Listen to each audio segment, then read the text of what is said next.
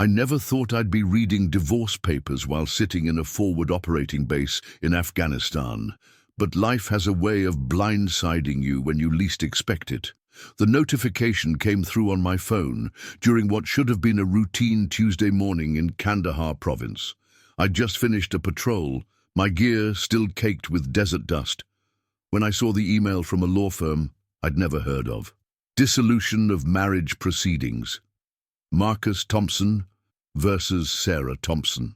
My hands shook as I opened the attachment. Sarah had filed for divorce.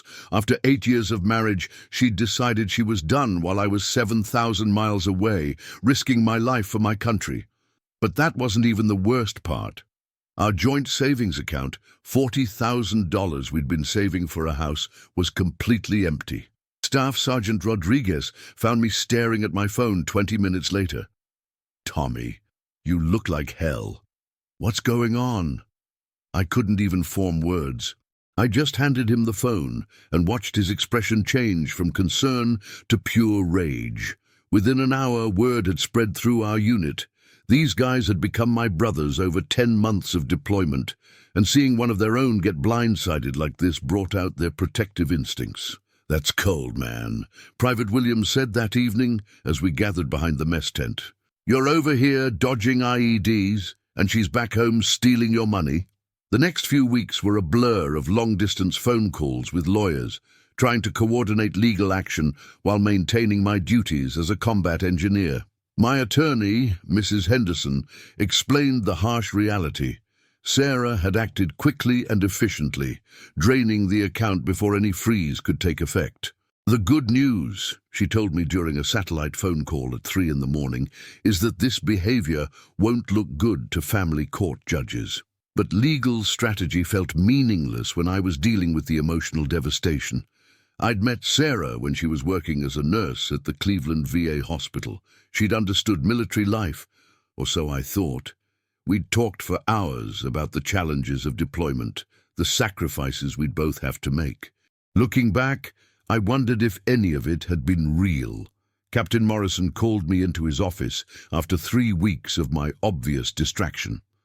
"Thompson, I'm not going to pretend I understand what you're going through personally, but you're one of my best soldiers, and right now you're not fully present. That could get you or someone else killed."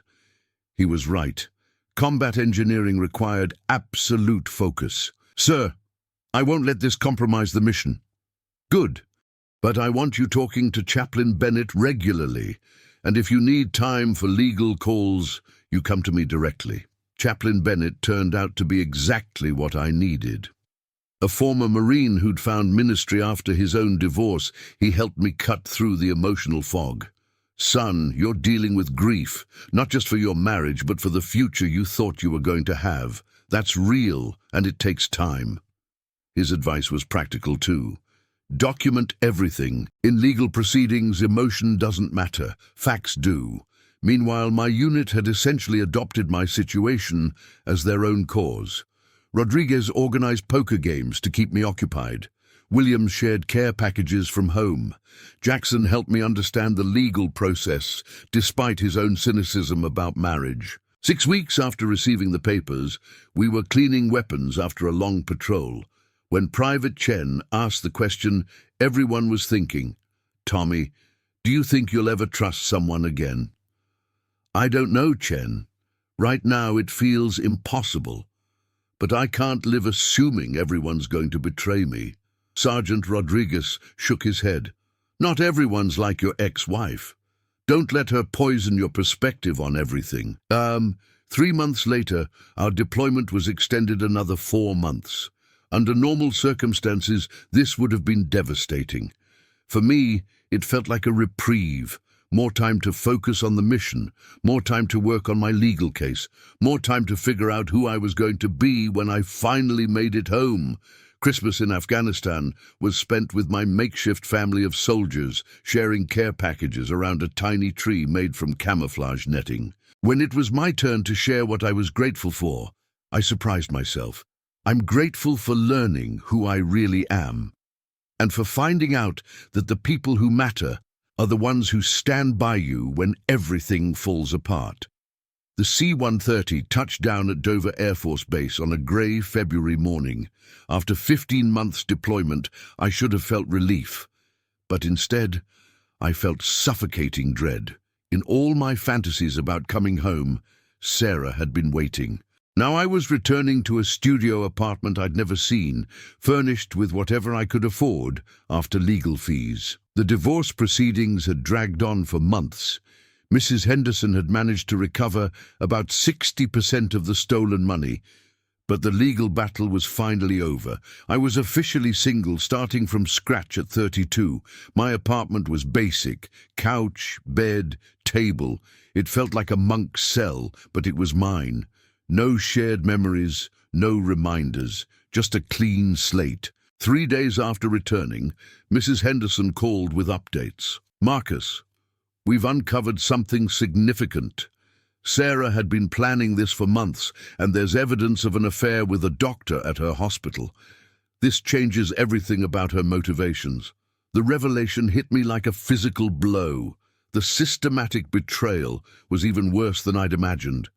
But somehow, learning the full scope of her deception made it easier to let go completely.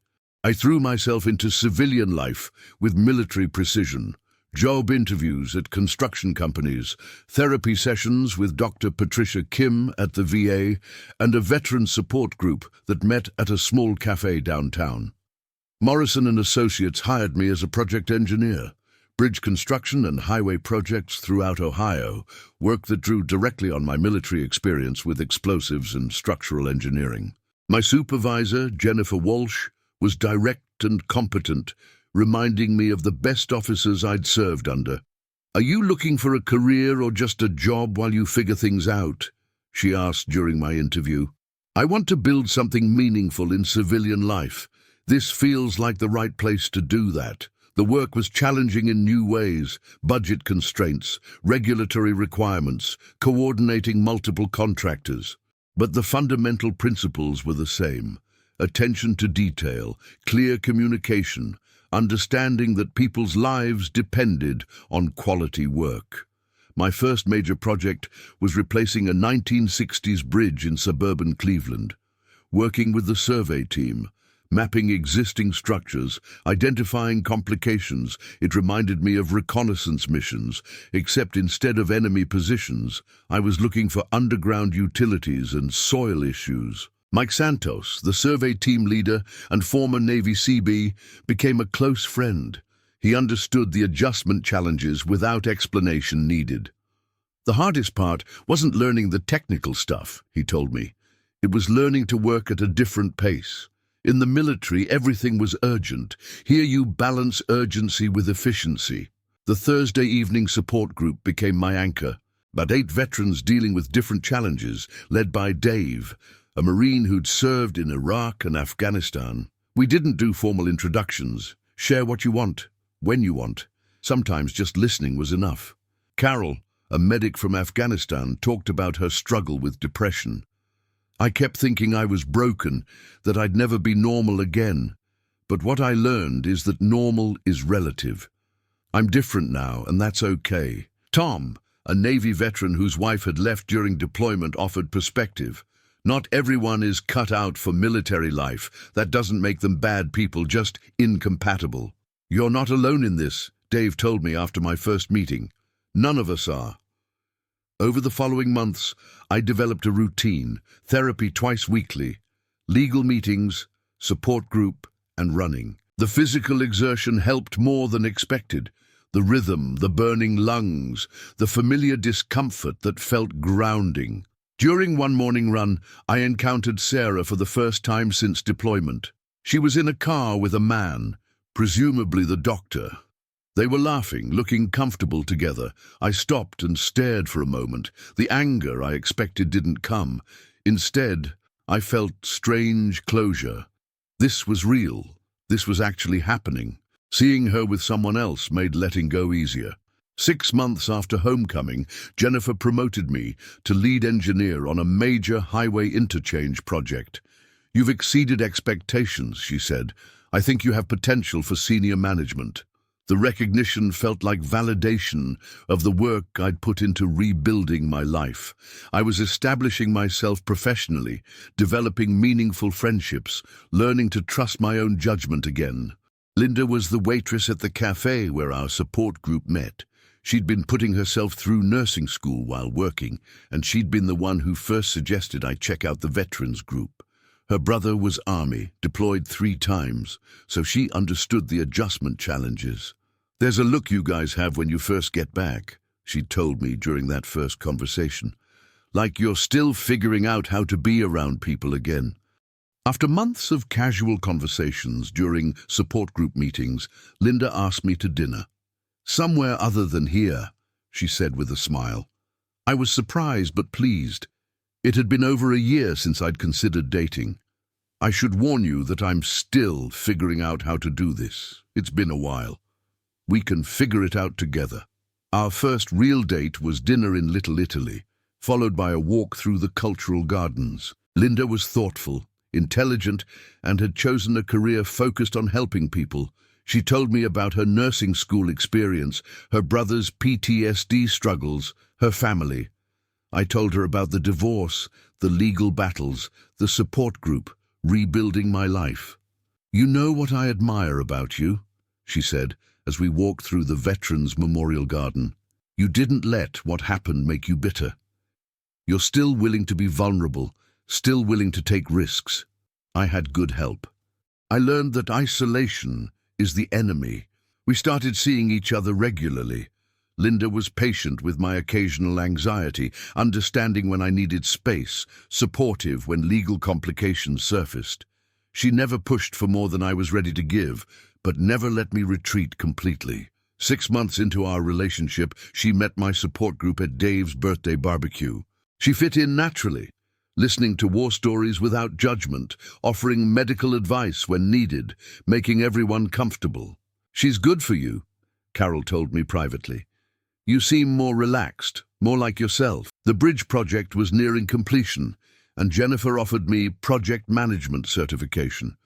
"This company has given me a chance to build something meaningful," I told her.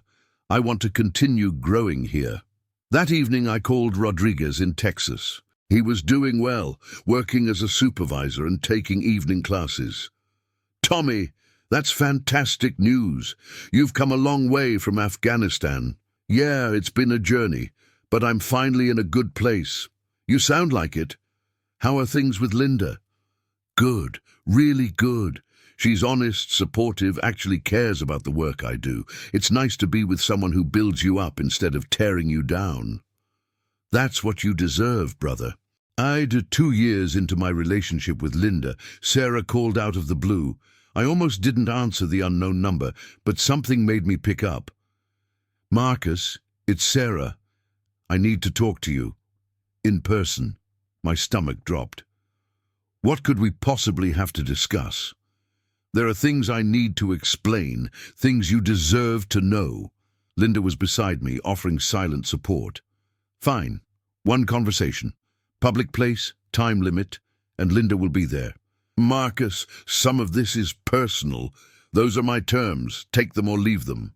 We met at a neutral coffee shop downtown. Sarah looked different, thinner, more tired, with lines around her eyes that hadn't been there before. When she saw Linda, her expression flickered with disappointment. "Thank you for agreeing to meet. I know I don't deserve your time." She paused, gathering herself. "Marcus, I need to tell you the truth about what happened. The affair, it wasn't what you think. What she told us was uglier than I'd imagined. Dr. Morrison, her supervisor, had coerced the relationship, making her career advancement dependent on being available to him. When I deployed and she was alone and scared, he'd made cooperation seem like her only option. He told me that if I wanted the relationship to continue, I needed to be unencumbered. He said divorcing you while you were deployed would be easier, cleaner. He'd help me financially during the transition. Linda leaned forward. "Sarah, what you're describing is sexual harassment, possibly assault." I didn't think of it that way at the time. I thought it was my fault. She explained how he'd coached her through the financial planning, made the systematic betrayal sound like smart preparation. He made it sound reasonable, like I was just claiming what was already mine. Did he leave his wife? Linda asked. Sarah's laugh was bitter. Of course not. Once the divorce was final, he pulled back. Said he needed to be careful about his reputation. Within 6 months he'd transferred, and I never heard from him again. Why are you telling us this now? Because I found out I wasn't the first. He'd done this before. One of his other victims contacted me. She's filing a complaint with the medical board and wanted me to support her testimony. After she left, Linda and I sat processing what we'd heard. I felt emotionally exhausted. Do you believe her? Linda asked. I think I believe that she believes it. Whether that's the whole truth, I'm not sure it matters anymore. The revelation didn't change what had happened, but it changed what it meant. The work I'd done to rebuild my life, my relationship with Linda. None of that was based on Sarah being evil. It was based on learning to be resilient and choosing better people to trust. 2 months later, Sarah asked for my support in the legal proceedings against Dr. Morrison. Despite everything, I agreed to testify about the timeline and financial irregularities. It was the right thing to do, not to rebuild a relationship with Sarah, but to prevent other women from experiencing similar manipulation. The proceedings took almost a year. Ultimately, Dr. Morrison lost his medical license and faced civil penalties. The experience taught me that true closure sometimes requires engaging with the past one final time to set things right.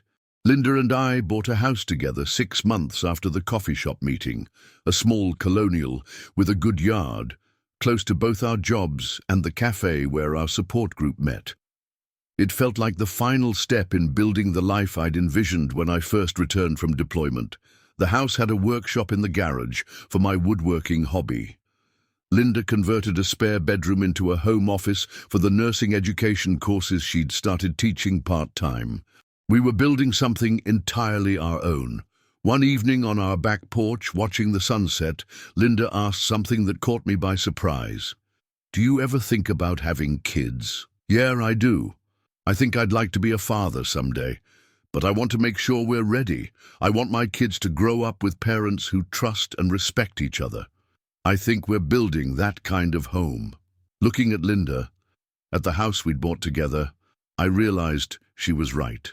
We were building exactly the foundation I would want for a family. Not perfect, but authentic. Not without challenges, but with tools to face them together. The betrayal that had nearly destroyed me had ultimately led me to something better than I'd imagined possible. Not because the betrayal was good, but because I'd chosen to respond with integrity rather than bitterness, with growth rather than retreat. I was standing in Cleveland General's maternity ward, holding my 3-day-old daughter Emma, watching Linda sleep peacefully. The same hospital where Sarah's story with Dr. Morrison had unfolded had now become where my new family began. Emma had arrived 2 weeks early, during the final phase of the largest project of my career, a multi-million-dollar highway interchange. Jennifer had assured me the team could handle final inspections without me, but I'd been checking my phone obsessively between feeding sessions. You need to put the phone down, Linda said softly. The interchange isn't going anywhere, but these first days with her won't come again. She was right. Linda had a way of cutting through my overthinking and focusing on what was actually important. She looks like you, Linda said, reaching out to touch Emma's tiny hand. Same stubborn chin, same serious expression. I hope she gets your compassion, I said, and your ability to see the best in people. I hope she gets your resilience, your ability to face difficult situations and come out stronger. We discussed throughout the pregnancy what kind of parents we wanted to be. I want her to know she can trust us, I said, that we'll always tell her the truth, even when it's difficult. I want her to understand that love isn't just a feeling, Linda added. It's a commitment, a choice you make every day. The first few months of parenthood were exhausting in ways I hadn't anticipated. Despite all the preparation, nothing had prepared me for the reality of caring for a newborn while maintaining demanding careers. Linda had taken 3 months of maternity leave, but was still teaching online courses. I was managing the interchange project while helping with night feedings and household responsibilities. The sleep deprivation reminded me of deployment, constant alertness, functioning despite exhaustion, normal routines becoming impossible. But unlike deployment, this exhaustion came with profound joy.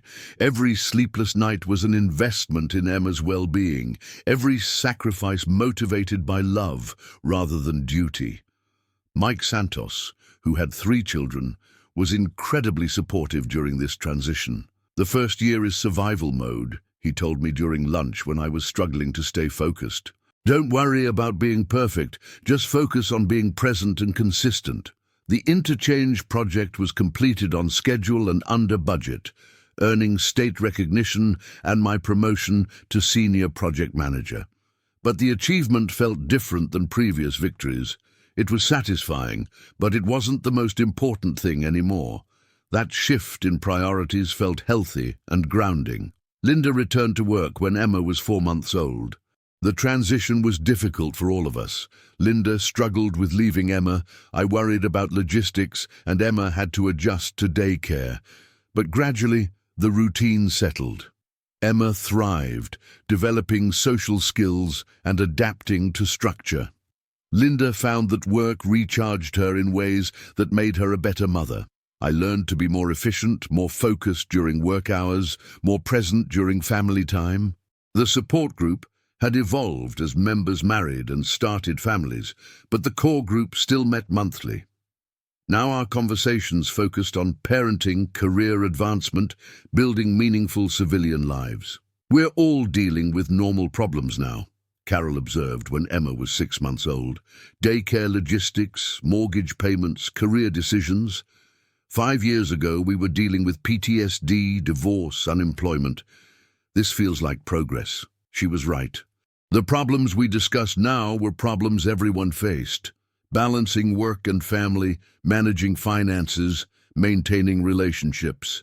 They were real problems requiring attention, but not existential crises. I think that's what recovery looks like, Dave said. Not the absence of problems, but normal problems you have tools to handle. Tom nodded. And having people who can help. I used to think strength meant handling everything alone. Now I think strength means knowing when to ask for help and choosing the right people to ask. When Emma was 8 months old, Linda and I started looking for a larger house. We wanted proper space, a nursery, a yard where Emma could play, room for family gatherings we were starting to host. We found the right place in a suburb, 20 minutes from both jobs. A 1950s colonial with 4 bedrooms, large backyard, and basement workshop, perfect for woodworking. The house needed updating, but had good bones, and was in a neighborhood full of young families. During the mortgage process, the loan officer mentioned my credit report showed resolved debt from my divorce. It looks like you had financial difficulties in 2018. Can you explain? I gave basic facts, divorce, legal fees, asset recovery, without emotional details. She treated it as routine business rather than personal drama. It reminded me how much time had passed, how events that once dominated my life were now minor footnotes. Everything was resolved, and your credit has been excellent since, she said. This won't affect your approval. We closed in early spring, when Emma was 10 months old and beginning to pull herself up. Moving with a mobile infant was challenging, but we'd planned carefully, packing gradually and arranging for Linda's parents to watch Emma during the actual move. The new house felt like the final piece of our life together. Emma had her own nursery overlooking the backyard. Linda had a home office for teaching materials.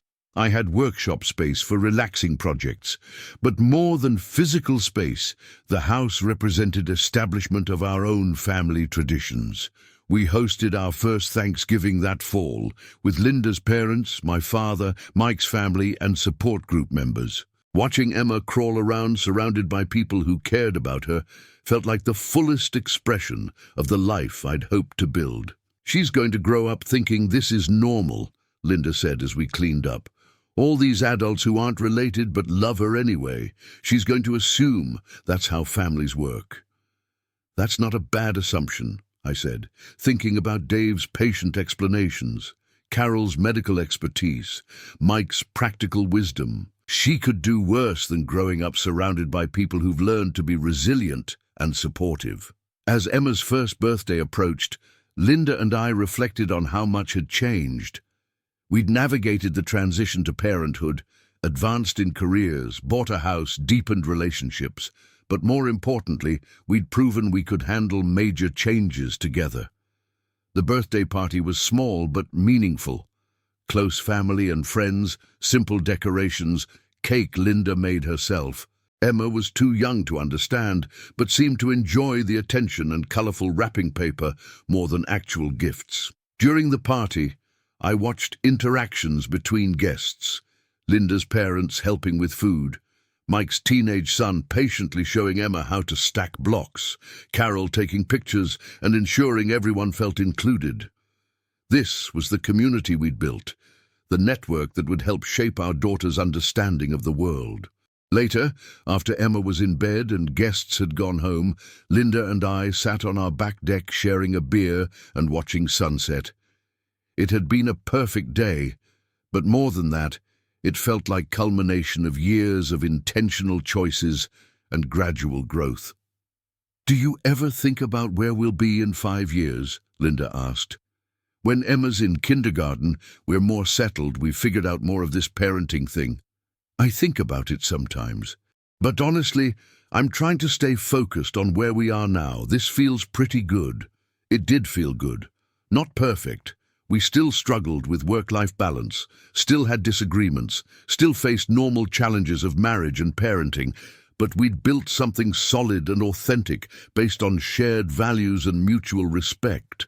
We'd learned to communicate through difficulties, support each other's growth, create stability without stagnation. The journey from that tent in Afghanistan to this deck had been longer and more complicated than I could have imagined.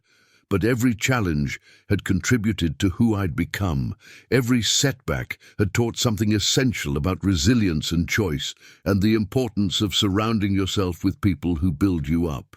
Emma's birthday marked not just her first year, but also the 5th anniversary of my return from deployment. 5 years since those divorce papers, 5 years since rebuilding my understanding of trust and commitment and meaningful life. Looking back, I could see that the betrayal, painful as it was, had forced me to develop strength and self-awareness I might never have found otherwise. It taught me to be more intentional about relationships, more careful about trust, but also more appreciative of genuine connection.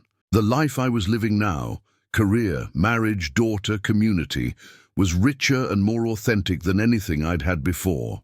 Not because suffering was necessary, but because I'd chosen to respond with growth rather than bitterness, openness rather than retreat. 10 years after holding Emma in that hospital room, I was sitting in her elementary school graduation audience, watching my daughter receive an academic excellence award. She was confident and curious, with Linda's compassion and what teachers called my analytical mind. Linda squeezed my hand as Emma's name was called. "She's going to be valedictorian someday." Emma had become a natural leader, standing up for bullied kids, organizing inclusive games, approaching problems with creativity and persistence. My career had flourished. Regional manager overseeing Midwest infrastructure projects. Linda had become director of nursing education, completing her master's degree. Our marriage had deepened through parenting challenges while maintaining individual identities. The support group had evolved as members married and started families. Dave had gotten married. Carol was promoted to head psychiatric nursing. Tom launched his own business. We met quarterly now, discussing normal middle-age problems, aging parents, career changes, helping children navigate complex worlds. "We're not the same people who started this group 15 years ago," Carol observed recently. "We've grown into who we were meant to be." The house we'd bought when Emma was a baby had become truly ours. I'd renovated the kitchen, added a deck, converted the basement to family room. The backyard was Linda's garden. But more than physical changes, it had become center of our extended family's life. At Emma's graduation, I thought about the future. Middle school, adolescence with all its challenges. Linda and I had discussed supporting her through teenage years, balancing guidance with independence, helping her develop identity while maintaining close bonds. "She's going to face challenges we can't imagine," Linda had said. Social media, academic pressure, growing up in a connected world. But I think we've given her good foundation. Emma had grown up where problems were discussed openly, perspectives respected, love expressed through actions. She'd learned resilience from watching us navigate challenges, compassion from seeing how we treated others, principles from observing our decisions. After the ceremony, at Emma's favorite restaurant, she talked excitedly about summer camp and middle school goals. Debate team, environmental club, Spanish, advanced math. "Dad, will you help with my science fair project next year? I want to do sustainable infrastructure." "Of course," I said, touched. She wanted to explore intersection of my expertise and her interests. That night, after Emma was in bed, Linda and I sat on our deck sharing wine and watching stars, our tradition for quiet connection moments. "What are you thinking about?" Linda asked. "All of it. How far we've come, how different things are. Sometimes I can hardly believe this is my life." "You'll do a good different?" "Really good different. I wouldn't want to go through the divorce again, but I'm grateful for where it led. To you, to Emma, to this life we've built." Linda took my hand. "I'm grateful too. For the journey that brought us together, for the family we've created, for the future we're building. Linda, I want to tell you something I've never said." I turned to look at her. "When everything fell apart with Sarah, I didn't think I'd ever trust anyone again. I thought I was broken, but you helped me learn that trust isn't about guarantees. It's about choosing to be vulnerable with someone who's earned that vulnerability." Her eyes filled with tears. "You helped me understand what love really means too. Not just the feeling, but the commitment, the choice to build something together, day after day. I want to grow old with you. Watch Emma graduate, see her build her own life, maybe have grandchildren. I want to face whatever comes next, knowing we're facing it together. I want that too, all of it." As we prepared to go inside, I took one last look around our backyard, Linda's garden, the swing set where Emma still played, the deck I'd built with Mike's help. Everything represented years of work, choices made together, love expressed through action. The house was quiet as we headed upstairs. Emma was sleeping peacefully, surrounded by books and art supplies reflecting her growing interests. Linda and I got ready for bed with comfortable routine of a couple who'd learned to navigate life together. As I lay in bed, I thought about the letter I'd written Emma for her 18th birthday. A tradition started when she was born. In this year's letter, I'd tried capturing lessons about resilience, choosing the right people to trust, how difficult experiences can become foundations for growth. "The challenges you face will shape you, but they don't have to define you," I'd written. "You get to choose how you respond to difficulty, how you build your life after setbacks. Choose growth over bitterness, choose love over fear, choose to believe in good things even when you've experienced bad things." These weren't just words for my daughter. They were principles that had guided my journey from that tent in Afghanistan to this bedroom in suburban Cleveland. Hard-won wisdom about betrayal not being the end of the story, about trust being rebuildable, about happiness being something you create through daily choices. My last thought before sleep was profound gratitude, not just for good things, but for difficult experiences that taught me to appreciate them. The divorce that led me to Linda, the betrayal that taught me about authentic love, the deployment that gave me perspective on what really mattered. I was 45, married to my best friend, raising an amazing daughter, successful in meaningful work. I had close friendships built on shared experiences, a home that was truly ours, a community where I could contribute something valuable.